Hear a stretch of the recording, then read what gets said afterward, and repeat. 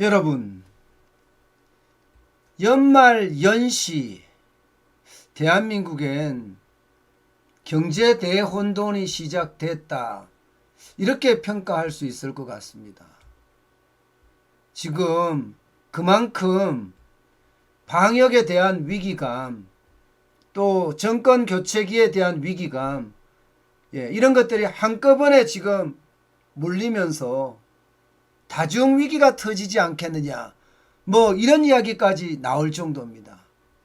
그만큼 연말 연시 장난이 아니라는 뜻이에요.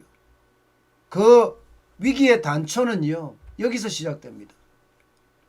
17일 현재 오미크론 확진자 151명입니다. 151명. 이게 여러분, 단순하게 151명이 얼마나 돼? 이렇게 이야기할 수 있지만, 이것은요, 굉장히 빠른 속도로 오미크론이 지금 번지고 있는 겁니다. 델타 변이 때도 이렇게 빠르지 않았거든요. 델타 변이 때도. 오미크론은 그때보다 훨씬 더 지금 빠릅니다. 델타 변이가 151명까지 걸리는데 시간은 66일 걸렸어요. 66일.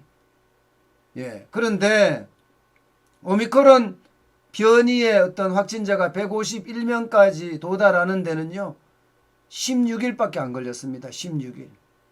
그러면 적어도 4배 이상 빠르다는 거죠. 4배 이상. 델타 변이도 그 감염 속도가 굉장히 빠르다고 이야기했는데, 이 델타 변이보다도 오미크론 변이가 훨씬 그 속도가 빠르다는 이야기예요. 지금 단순하게 봐서 말입니다. 이 첫 확진자가 발생한 이후로 거의 16일 만에 30배가 됐는 거예요. 30배. 이렇게 되면 여러분, 이 충격이 이제 점점 더 확대될 겁니다. 왜 확대되느냐? 굉장히 빠른 속도로 늘어나는 데다가 지금 현재 말입니다. 지금 현재 신규 확진자가 굉장히 많이 늘어나고 있기 때문이에요. 신규 확진자가. 그만큼 빠른 속도로 지금 신규 확진자가 늘어난다는 이야기입니다. 여러분, 이 그래프에서 보는 것처럼 신규 확진자가 계속해서 늘어날 조짐이 보이거든요. 오미크론 신규 확진자 말입니다. 당장 12월 1일이 시작이었지만 16일 만에 151명이 됐죠. 지금 현재 정밀 조사 중인 사람이 지금 거의 한 4명 정도가 있고요. 전남에도 8명 있습니다. 그 외에 관련해서 자가격리가 되어 있는 사람은 전북에서 100명이고요. 전남에서는 434명입니다.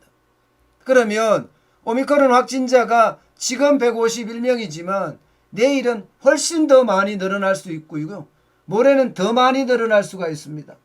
지금 현재까지 지배 종으로는요, 델타 변이가 신규 확진자의 대부분을 차지하고 있지만 얼마 가지 않아서 오미크론 변이가 지배 종으로 자리를 잡을 거다, 이런 예상까지 나오고 있는 상태입니다. 문제는요, 지금 델타 변이를 포함해서 신규 확진자가 오미크론까지 포함하면 엄청나다는 사실입니다. 여러분, 이거 한번 보세요. 7,435명이 어제 0시부로입니다. 어제 0시부로.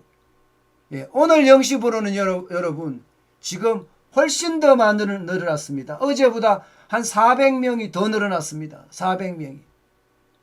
9시 현재까지 거의 6,000명이 넘어섰으니까 12시까지 가면 아마 훨씬 더 많이 늘어나지 않겠느냐. 하루 확진이 8,000명까지도 가지 않겠느냐. 이런 상황까지 왔거든요. 이렇게 되면 여러분, 우리 경제는 긴급 멈춤, 일상 멈춤, 이런 차원하고 저는 거리가 멀다고 봅니다. 그야말로 얼음. 멈춤이 아니라 얼음. 완전히 빙하의 계절이 온 거예요. 빙하의 계절이. 예, 일상병하기 겁니다. 빙하기. 이렇게 되면 여러분 정부도 가만히 있을 수는 없잖아요. 정부도 지금 여러분도 알다시피 예, 사회적 거리두기를 강화를 했습니다. 1월 2일까지 오늘부터죠. 오늘부터 1월 2일까지 사적 모임은 4명까지 허용이 되고요. 예, 영업시간도 식당이나 카페는 9시까지, 영화관이나 공연장은 10시까지 제한이 됩니다. 여기에다가 백신을 접종하지 않는 사람은 이제 무리 속에 섞이지도 못합니다. 무조건 혼밥에 혼술밖에 안 됩니다. 그러면 어떻게 되겠습니까? 예, 그만큼 바닥 경제가 얼어붙는다는 이야기예요. 바닥 경제가 얼어붙은 게 여러분, 예, 작년 3월, 4월, 5월 얼마나 얼어붙었는지 아마 여러분들은 다 기억하고 계실 거예요. 그때가 매출액이 뭐 50%가 떨어지는 것이 아니라 90%가 떨어졌다. 뭐 이렇게 이야기할 만큼 최악으로 치달았던 적이 있거든요. 지금 그런 모양새를 가고 있습니다. 여러분, 하루에 150만 원 매출하던 곳이 거의 66%가 떨어져서 50만 원 하고 있다고 합니다. 50만 원. 여러분도 잘 알고 계시는 가락곰탕 말입니다. 50만 원 매출하고 있대요, 지금. 그러니 최악으로 내려간 거 아니에요, 최악으로. 예. 50만 원 매출이면 가게가 버티기도 힘듭니다. 버티기도. 그만큼 바닥 경제가 먼저 무너진다는 거예요. 바닥 경제가.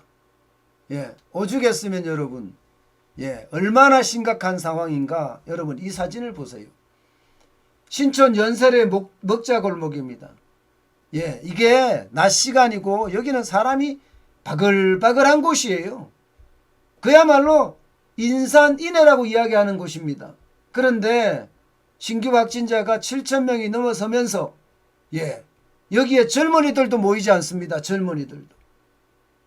예, 이렇게 되면 바닥 경제는 줄줄이 예, 넘어갈 수밖에 없는 상황이 됐습니다.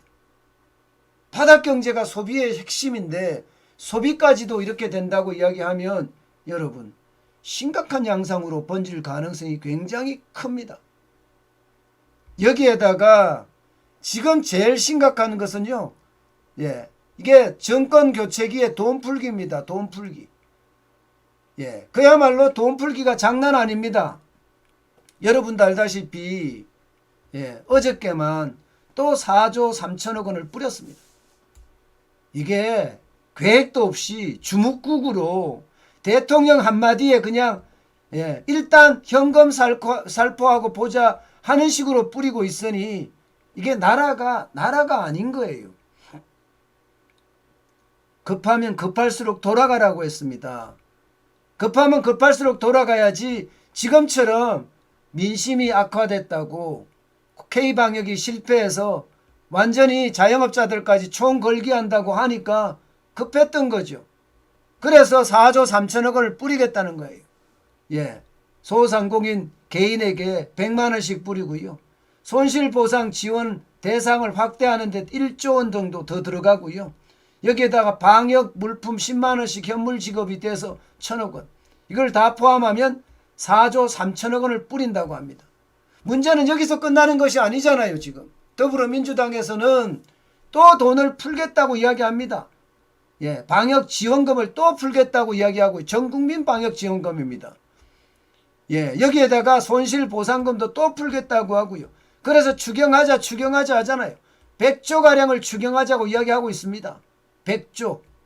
예, 100조면 여러분 내년 예산이 607조 7천억 원입니다. 그러면 6분의 1에 해당되는 거예요. 6분의 1. 그러면 내년에 통화량이 괜찮을까요? 저는 통화량이 엄청날 것 같아요. 예, 안 그래도 지금 통화량 장난 아닙니다.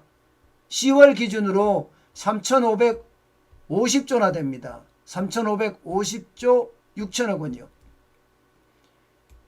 대한민국의 GDP, 명목 GDP가 2020년도에 1922조인가요?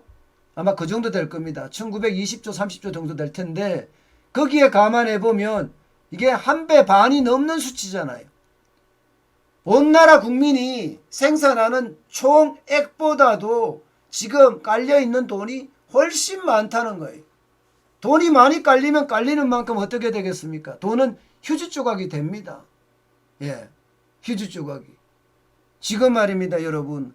안 그래도 지금 문재인 정부가 돈을 많이 풀어서 통화량이 굉장히 빠른 속도로 늘어나는 추세입니다. 9월만 하더라도 12.8%나 늘었죠. 10월에는 12.4%가 늘었습니다. 여러분 단순 계산으로 하면 여러분들이 가지고 있는 돈의 가치가 단순 계산입니다. 10%, 20%, 12.8%, 12.4% 이렇게 떨어지고 있다는 거예요. 한 달에. 물론 매달 떨어지는 건 아니겠죠. 매달 떨어지는 건 아니지만 적어도 10% 이상의 어떤 가치가 지금 떨어진다는 거예요. 그렇게 되면 이게 인플레이션을 유발하지 않을까요? 아니 바닥 경제는 무너지고 있는데 여기에 인플레이션까지 유발하게 되면 이게 소비가 더 일어날까요? 소비가 일어나기가 굉장히 어렵습니다. 정부가 돈을 뿌린다고 소비가 계속 일어날 것 같은데 천만의 말씀이에요. 우리나라 사람들은 기본적으로 겉면 성실이 몸에 배 있고요. 돈이 생기면 바로 그냥 술로 먹어 제끼고 고기로 사 먹고 이렇지 않습니다. 미래를 위해서 준비하는 사람들이 굉장히 많습니다. 그렇기 때문에 재난지원금을 뿌린다 하더라도요. 돈은 엄청 많이 뿌려놔서 돈의 가치는 떨어지는데 그만큼 또 소비가 안 일어나요. 소비가 안 일어나게 되면 여러분 결국 기업들이 도산할 수밖에 없습니다. 기업들이 도산할 수밖에. 안 그래도 지금 기업들 어렵거든요. 게다가 지금 2년 동안 계속 이어진 코로나 때문에 경제가 굉장히 약해져 있어요. 어디 한 곳 제대로 이게 단단하다 하는 곳이 없습니다. 사람들이 모이는 곳이라면 모이는 곳에는요. 그 경제 자체가 무너졌다 이런 표현이 어울릴 정도로 완전히 망가졌어요. 백화점이나 대형마트나 대기업이 운영하는 데는 좀 낫다고 이야기하지만 예를 들어서 버스터미널 이런 데는요. 여러분 완전히 상가까지 다 망가졌습니다. 버스터미널 자체를 운영하지 못할 만큼 어려워졌고요. 사람들이 모이는 곳이 그렇다니까. 2년 동안 장기간 되고 나니까. 결국 이런 충격들이 한꺼번에 몰려와서 저는 다중위기가 퍼펙트 스톰이 그냥 치고 들어오겠다 하는 생각까지 하게 됩니다. 오죽했으면 현대경제연구원은요. 지금처럼 이대로 가면 1, 2, 3월 중에 최악의 상황이 맞지 않겠느냐 이런 예측까지 내놨습니다. 1, 2, 3월 중에. 일반적인 예측은요. 4월, 5월, 6월이 위험하다 이렇게 이야기하잖아요. 대출 만기 연장한 금액 워낙 세니까 261조 2천억 원이 되니까 이 문제가 본격적으로 터졌을 때 4월 이후라고 지금 보고 있는데 현대경제연구원만 아니야. 1, 2, 3분기 1, 2, 3월 1분기에도 올 수 있어.